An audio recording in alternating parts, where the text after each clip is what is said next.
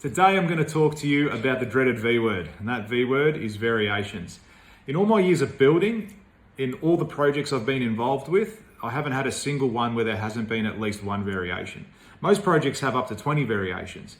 And the reason for that isn't always builder driven. It's often driven by the client. And the main reason for that is there's a change in mind, there's a change in scope, which has an effect on the price, a variation.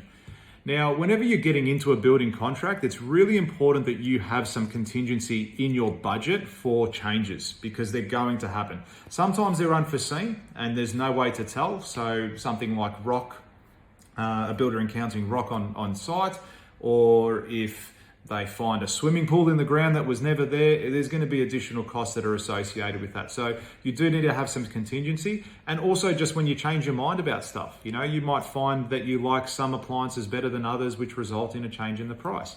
So there's three types of variations to any contract. Now, the first one is the most obvious. It's when the price goes up. So if you order an induction cooktop over a gas cooktop, you're probably going to have an increase in price. Your builder will give you that price, $1,000, here's your variation.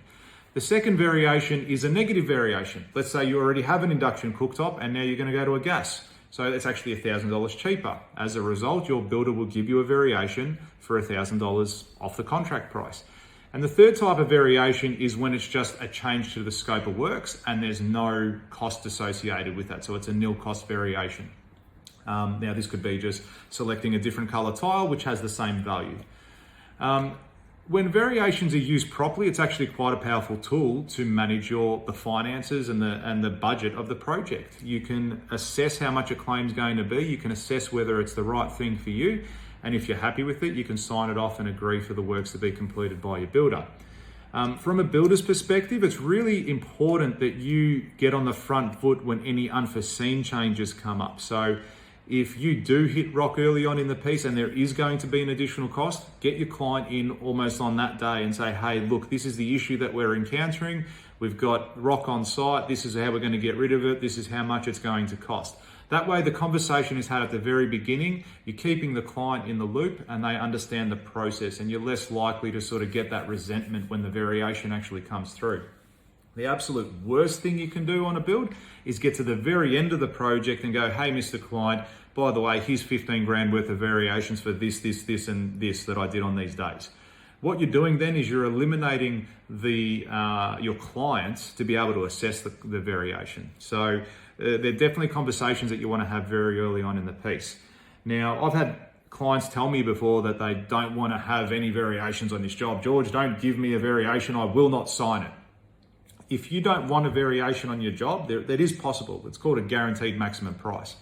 But when you're getting into that type of contract, it means that the builder's going to make allowances for any unforeseens, which might actually end up costing you significantly more on your build than what it would be if it could fluctuate with variations. So variations are a powerful tool if you use them properly. I think everyone needs to be on the front foot when it comes to that. When any changes are going to be involved in the project, both parties need to speak about it up front, have the conversation, have the information available, make it really easy to follow and assess where all these costs are coming from.